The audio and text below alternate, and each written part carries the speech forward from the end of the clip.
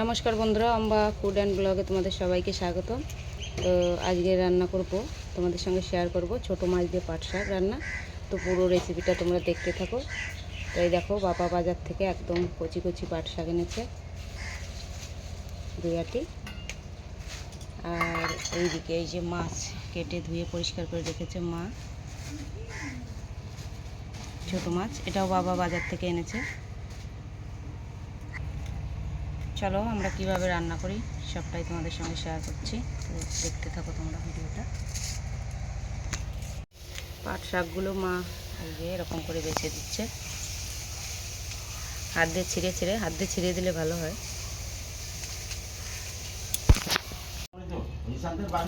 লবণ, হলুদ দিয়ে মাছটাকে ভালো করে মেখে নেব।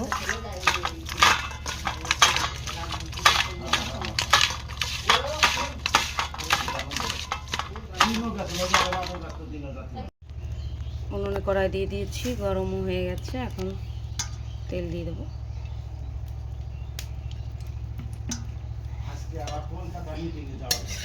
মাছগুলো নিয়ে এখন ভালো করে ভেজে নেব। তেলও দেখো গরম হয়ে গেছে।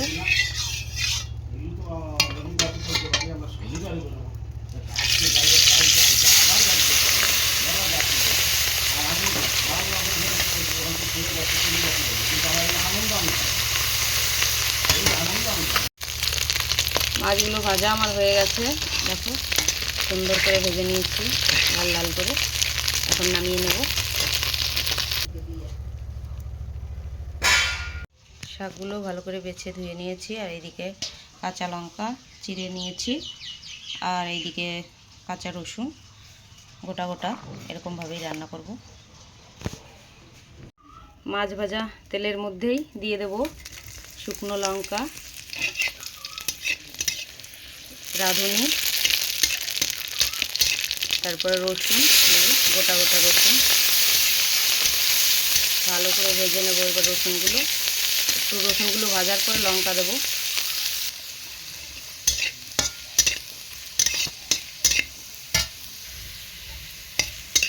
রসুনগুলো ভাজা হয়ে গেছে, এখন দিয়ে দেবো কাঁচা লঙ্কা।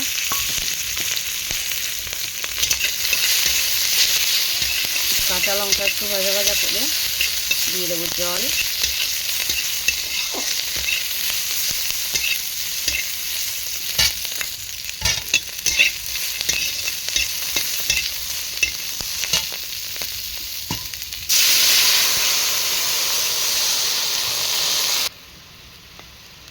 দিয়ে দেবো পরিমাণ মতন লবণ, হলুদ,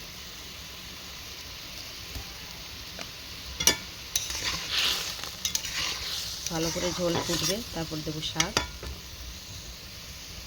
এবার দিয়ে দেবো মাছ।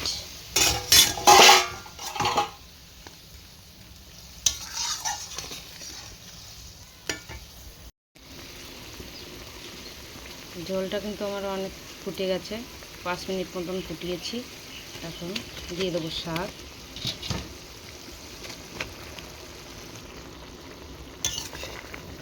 শাকগুলো দিয়ে নাড়াচাড়া করে এখন একটু ঢাকা দিয়ে দেবো।